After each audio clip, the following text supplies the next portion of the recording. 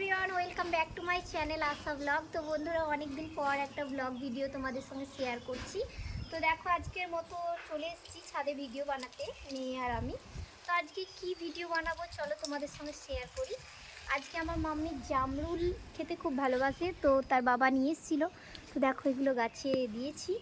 এখন এই জামরুলগুলোকে পাড়ার পর এগুলো মাখাবো, সবটাই তোমাদের সঙ্গে শেয়ার করবো, দেখতে থাকো। এই যে একটা থোক আমি নামিয়ে নিলাম, একটা পড়ে গেল। তো এগুলোকে আমি ভালো করে এখন ধুয়ে নেব।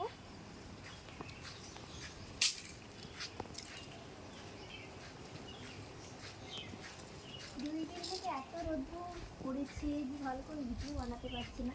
তো আজকে আমি দেখো সুতির শাড়ি পরেছি। সুতির শাড়িতে সত্যি অনেক সুন্দর একটা মানে পরে যে আরাম, খুবই আরাম সুতির শাড়ি পরে। তো আর সুতির শাড়ি পরেছি। তো দেখো, ফলগুলো ধুয়ে নিচ্ছে এখন, প্রায় আমার ধোয়া হয়ে গেছে। ভীষণ সুন্দর দেখতে এই ফলটা, যতটা খেতে সুন্দর না, দেখতে সেই লেভেলের সুন্দর। অনেকটা গোলাপ ফুলের মতো বলো, এগুলো লাগছে ভীষণ সুন্দর। তো চলো, এগুলোকে এখন বিট লবণ দিয়ে ভালো করে শুকিয়ে মাখিয়ে খাবো।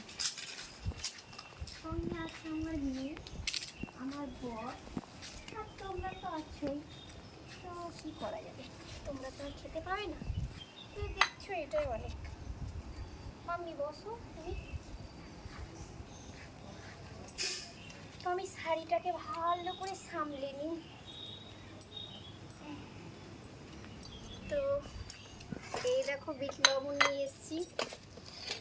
জামরুল কিন্তু খুব একটা মিষ্টি হয় না, কিন্তু মিষ্টি কখন হয়, যখন ফ্রিজের মধ্যে রেখে দিতে হয় 2 দিন। ফ্রিজের মধ্যে 2 দিন রাখার পর এগুলোর স্বাদ এতটাই সুন্দর হয়, বলার বাইরে। তো এখন এগুলোকে আমি ভালো করে কেটে নেব। অনেকটা এর মতো দেখতে, ফুলের মতো, একবার জুসি জুসি। তো সবগুলোকেই আমি কেটে নেব।